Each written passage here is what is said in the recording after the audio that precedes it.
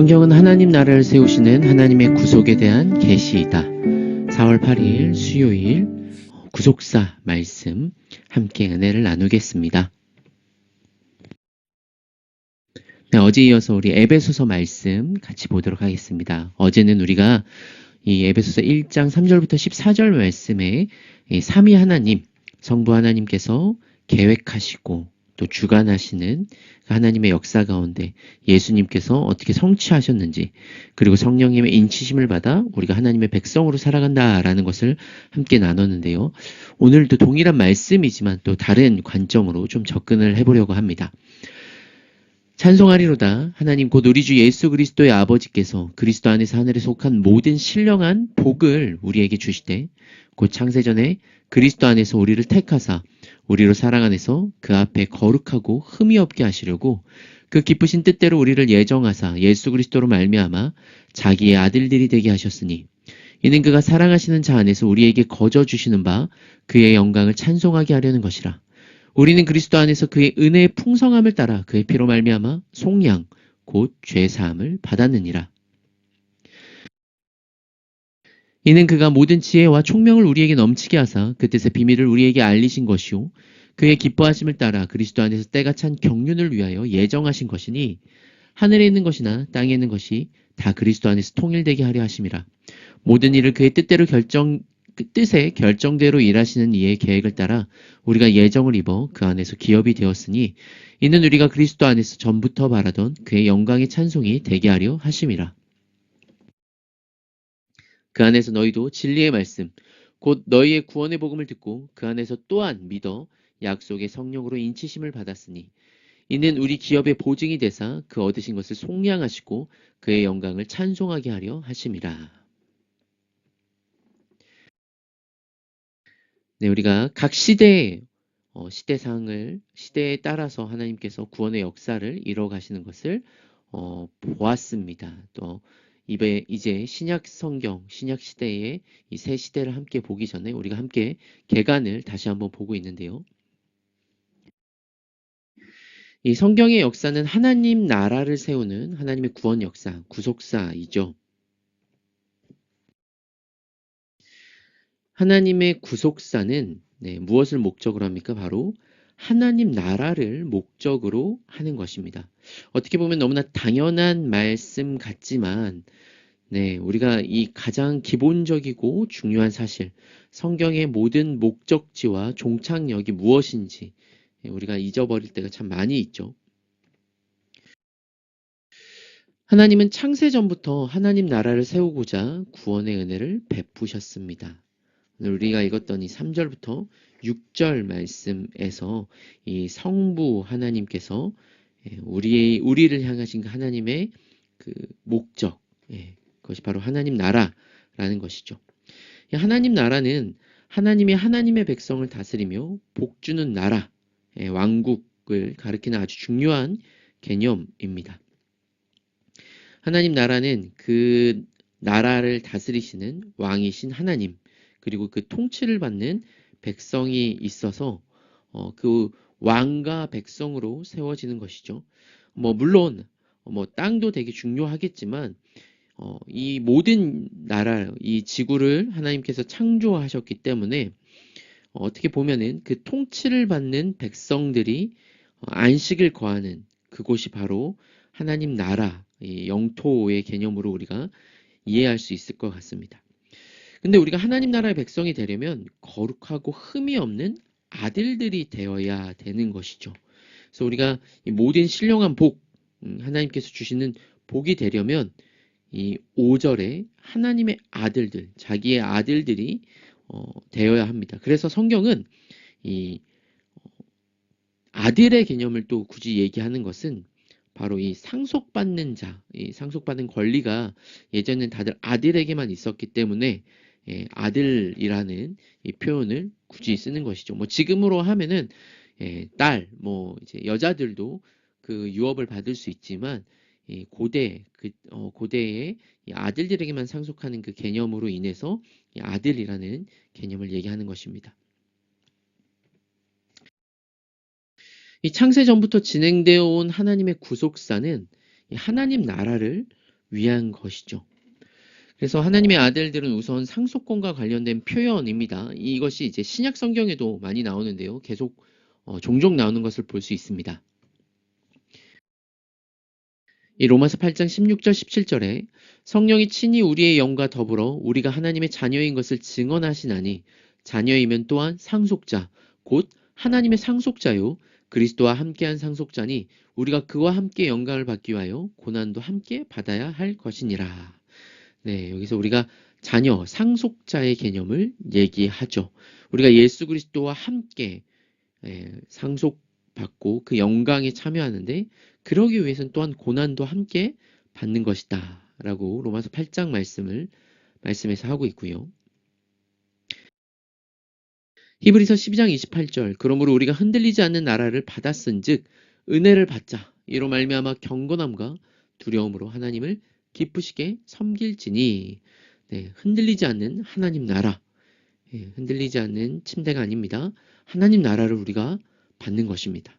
여기서 흔들리지 않는다는 것은 변하거나 취소되거나 중도에 탈락되는 것이 아니라 하나님께서 계획하신 그 영원한 하나님 나라를 우리가 받는다는 것이죠. 야고보서에서도 나옵니다. 내 사랑하는 형제들아 들을지어다. 하나님이 세상에서 가난한 자를 택하사 믿음에 부유하게 하시고 또 자기를 사랑하는 자들에게 약속하신 나라를 상속으로 받게 하지 아니하셨느냐.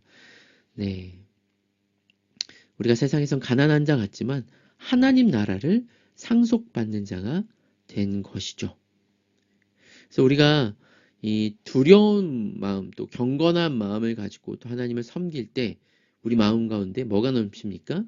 네, 기쁨이 있고 또한 그 하나님 나라를 주시는 것을 우리가 또 믿음으로 받는데 그 하나님께서 사랑하시는 자, 우리를 사랑하시기 때문에 그 아들을 주시고 그 사랑으로 말미암아 우리가 하나님 나라의 상속자가 되었다라는 것입니다.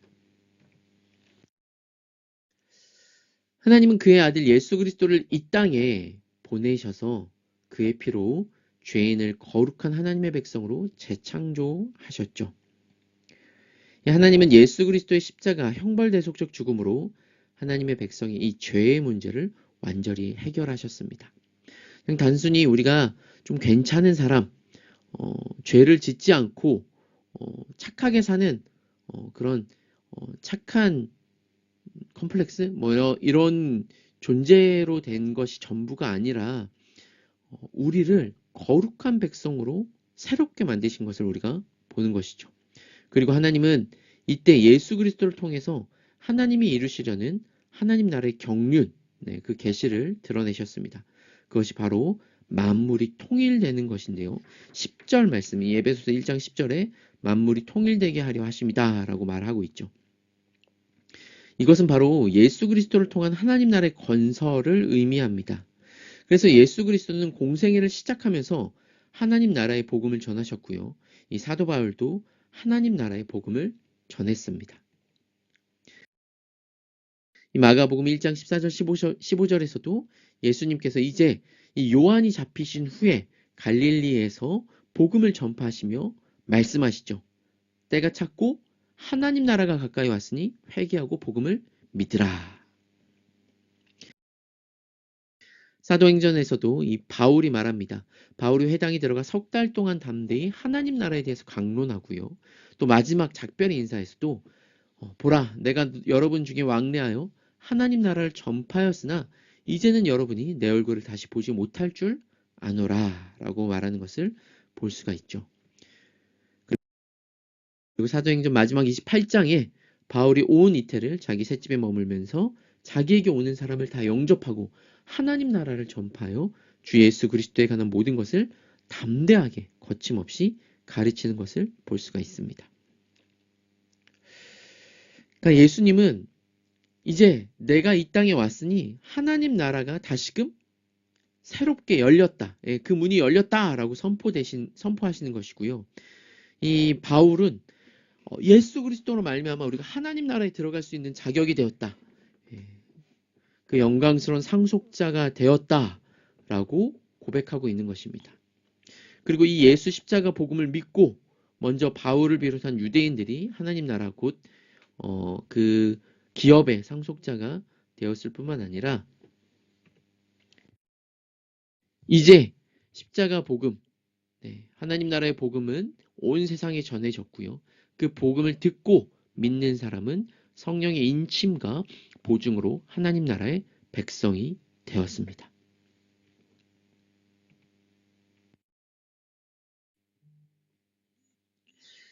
네, 우리가 이 말씀을 생각하면서 우리는 두 시대를 살아가고 있습니다.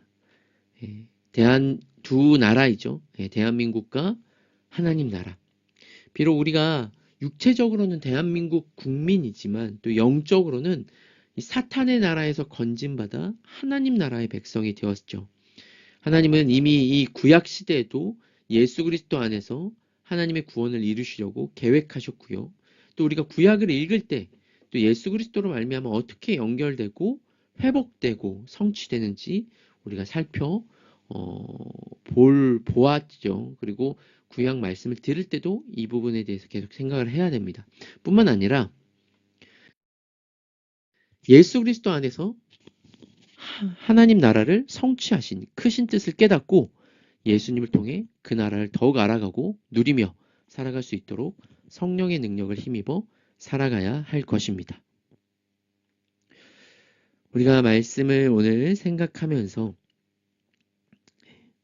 이미 임한 하나님 나라, 아직 완성되지 않았지만 이 땅에 이미 임하였습니다.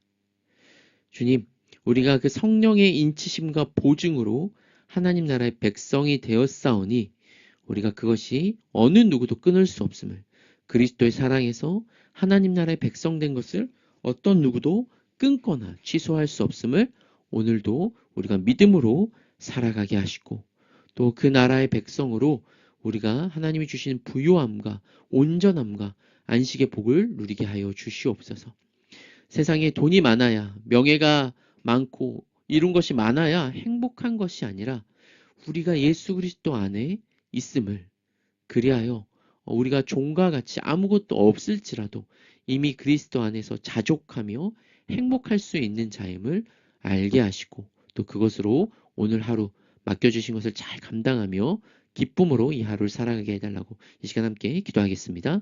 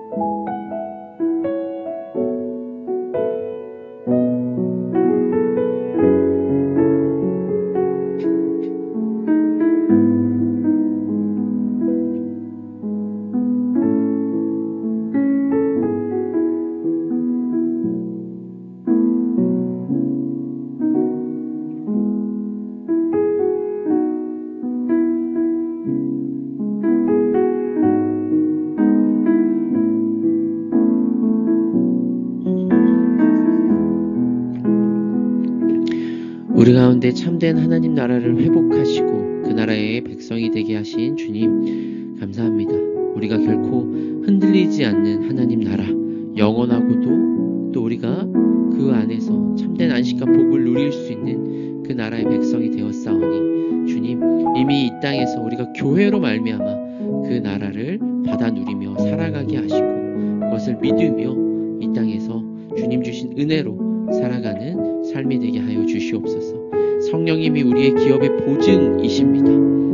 이미 우리에게 값없이 주신 그 나라가 너무나 우리에게 선명하게 또 다가오게 하시고, 또 그 나라에서 우리가 회복된 몸으로 또 영원히 하나님을 찬양하며 또 살아가는 성도들과 함께 살 것을 기대하고 소망하오니, 오늘 우리가 그 나라를 누리고 또 세상에 밝히 드러내는 진리와 자유교회 되게 하여 주시옵소서. 주께서 주신 은혜를 또 흘러보내는 오늘 하루가 되길 소망하오며 살아계신 예수님의 이름으로 기도드립니다.